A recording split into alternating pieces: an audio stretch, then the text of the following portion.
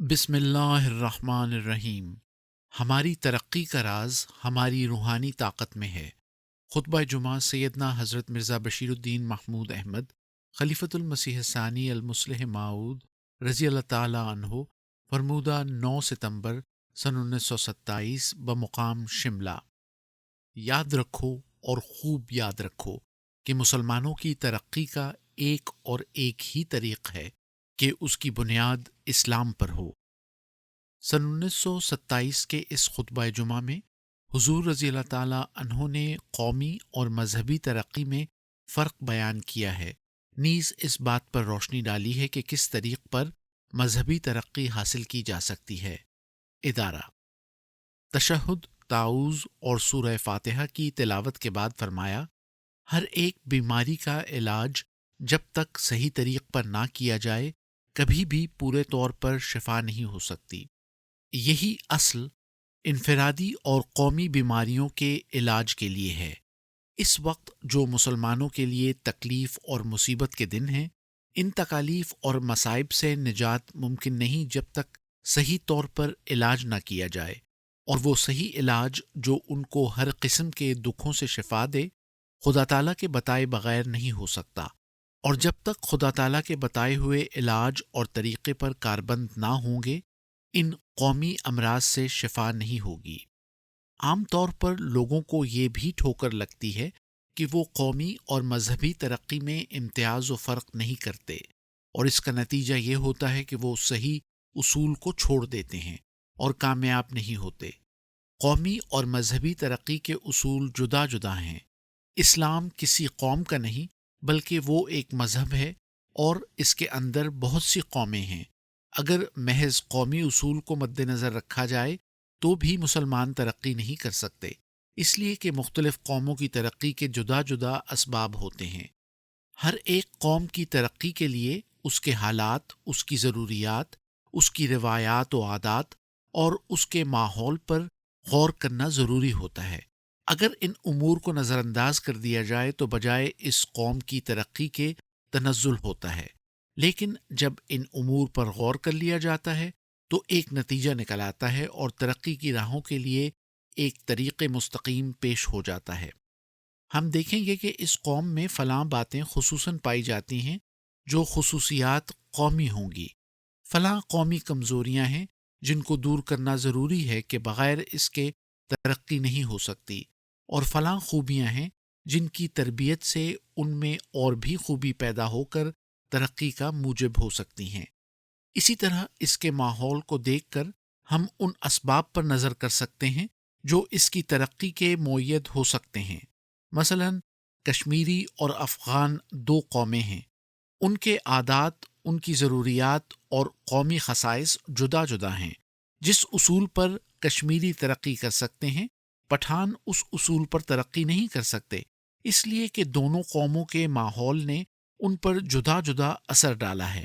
پٹھانوں کی ترقی کا سوال جب آئے گا تو ان کی تربیت و اصلاح کے لیے ضروری ہوگا کہ ان کی خشونت اور جلد بازی میں کمی کریں، اور جب کشمیریوں کی ترقی کا سوال ہو تو ضروری ہوگا کہ ان میں جرت، خودداری، بہادری اور صداقت کے بیان کرنے میں دلیری کی قوت پیدا ہو۔ اگر دونوں قوموں کا علاج ایک ہی طریق پر کریں تو دونوں ہی تباہ ہو جائیں گی۔ افغانوں کے لیے الگ نسخے کی ضرورت ہے اور کشمیریوں کے لیے جدا علاج درکار ہے۔ پس جب تک یہ اصول مد نظر نہ رکھا جائے گا ہم ترقی نہیں کر سکتے۔ جیسا کہ میں نے ابھی کہا ہے، اسلام مذہب ہے، کوئی قوم نہیں، بلکہ وہ مختلف اقوام کو اپنے حلقے میں رکھتا ہے۔ اسلام مشتمل ہے کشمیریوں پر، افغانوں پر، عربوں، مصریوں، ترکوں، چینیوں اور مختلف ممالک کے باشندے اس میں داخل ہیں۔ اب ہر قوم اور ملک کے مسلمانوں کے حالات، ان کی ضروریات، ان کے عادات و ماحول جدا جدا ہیں، اس لیے بحیثیت قوم ہر قوم کی ترقی کے جدا اسباب ہوں گے۔ پس جب کہ کوئی دو قومیں بھی ایسی نہیں ہو سکتی جو ایک مقرر قانون کے ماتحت ترقی کر سکیں تو ہزاروں کیوں کر ترقی کر سکتی ہیں۔ اس لیے یہ ضروری ہے کہ مذہبی ترقی مذہب کے اصول پر ہو۔ قومی ترقی ممکن ہے کہ مذہب کے بغیر بھی ہو سکے، ایک بنگالی، مدراسی، سندھی، ترک، عرب اپنے حالات اور عادات، روایات اور ماحول میں ترقی کر سکتا ہے، مگر سب کی قومیں ایک ہی اصول پر ترقی کرنا چاہیں تو اس کی ایک ہی راہ ہے کہ وہ مذہبی اصول پر ترقی کریں۔ جب وہ مذہبی اصول کو پابندی کے ساتھ مضبوط پکڑ لیں تو وہ سب کی سب ترقی کر سکیں گی، اس لیے کہ مذہب نے ان کو ایک ہی رنگ میں رنگ دیا ہے۔ قومی اصول پر ایک قوم ترقی کر سکتی ہے، بحیث مجموعی تمام مسلمان نہیں۔ یہ جدا امر ہے کہ بعض امور ان میں ترقی کے لیے مشترک بھی ہوں۔ چونکہ ہم چاہتے ہیں کہ تمام مسلمان ترقی کریں، اس لیے اس کے لیے ہم کو اس اصول پر کاربند ہونا چاہیے جو مذہبی ترقی کا ہے۔ مذہبی ترقی کے لیے ایک چیز کی ضرورت ہوتی ہے جس کو دنیا کے مخصوص حالات اپنے اندر احاطہ نہیں کر سکتے، اور وہ یقین اور ایمان ہوتا ہے۔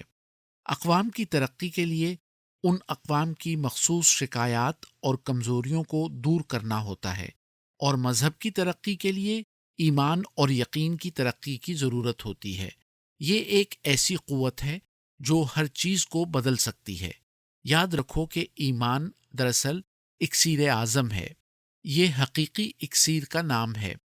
لوگ خیالی اکسیر کی تلاش میں رہتے ہیں جو قلب ماہیت کر دیتی ہے اور وہ ہر مرض کے لیے مفید ہے، لیکن میں تمہیں یقینی اکسیر کا پتہ دیتا ہوں اور اسی کی طرف بلاتا ہوں۔ یہ اکسیر اکسیر ایمان ہے۔ اکسیر ایمان وہ قوت اور تاثیر ہے کہ ایک کشمیری کو جو اپنے ماحول اور دوسرے اسباب کے ماتحت دلیری اور جرت کا محتاج ہو گیا ہے، دلیر بنا دے، اور ایک افغان کی خشونت کو رحم اور ہمدردی سے بدل دے۔ یہ ایمانی اکسیر ان تمام کمزوریوں کو دور کر دیتی ہے جو کسی قوم میں پیدا ہو کر اس کی ذلت اور موت کا موجب ہو جاتی ہیں۔